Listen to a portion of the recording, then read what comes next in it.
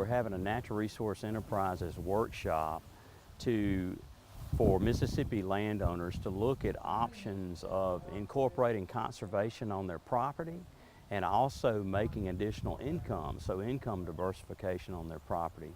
And there's several ways to do that, particularly through wildlife and fisheries-based recreation, so that can be hunting, fishing, watching of wildlife. Also can be outdoor recreation related to agritainment, agritourism.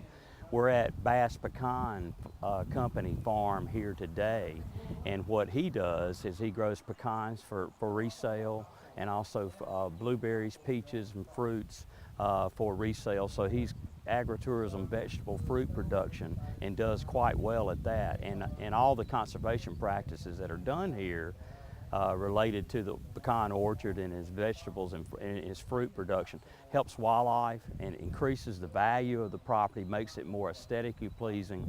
So folks that come out here that pay a fee, they enjoy themselves, get outside. So it's good not only for the landowner, but it's good for the citizenry of the state, and it encourages healthy lifestyles and outdoor fun.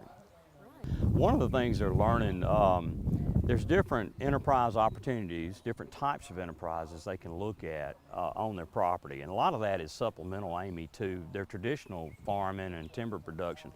One of the topics that they're really interested, a couple that come to mind, conservation practices, and we at Extension can give them that, what they can incorporate on their property to improve wildlife and fisheries habitat, which makes their land more valuable to them and more valuable if they ever wanted to sell it.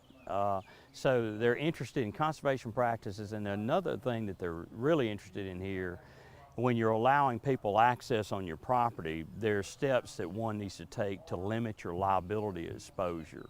So when you're doing this type of enterprise, having guests on the property, doing some commonsensical things to limit liability. For example, if I'm leasing land for hunting, having rules in place, having a written lease where the lessees will know the rules, have agreed to the lease.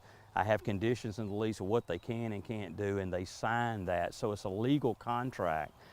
So we talk a lot about that, and then just reducing liability hazards on the property where people might get hurt.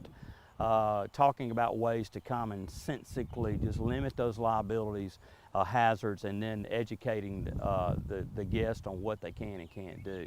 We started buying property that became this farm in 2002, bought several pieces of property to put together to build this farm.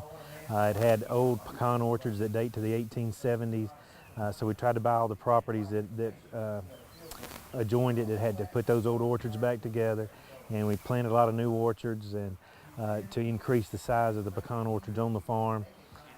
Really enjoyed rehabbing the old orchards and putting in new ones. We expanded from there to growing blueberries and blackberries and peaches and chestnuts, and over 15 years we've just continued to increase the size of the farm. We have a tree nursery now that's for wildlife habitat and fruit and pecans, and so we've enjoyed putting all that together.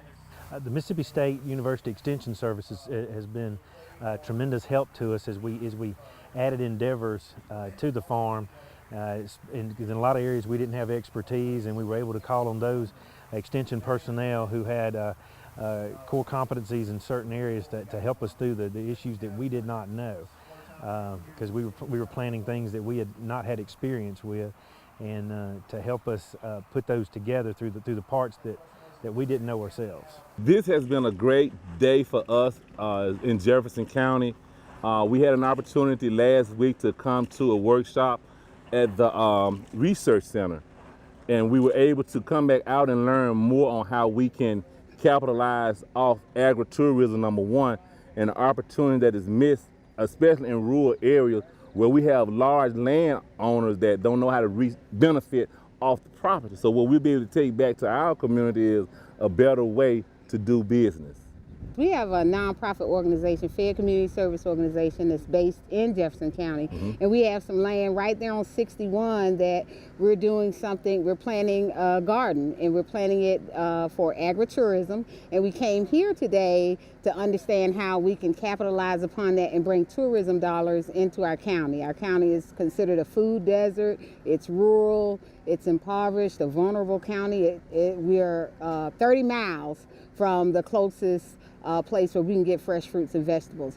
So we came here today to find out what we can do with the resources that we have in our county to capitalize and help our residents and community members to be able to get some great fresh fruits and vegetables right there in their community at a reasonable price. That's it. Yeah, through the NRE program, it provides an invaluable services to help landowners understand the value of their property and what the possibilities are to bring out the value within their resources that are contained on those properties.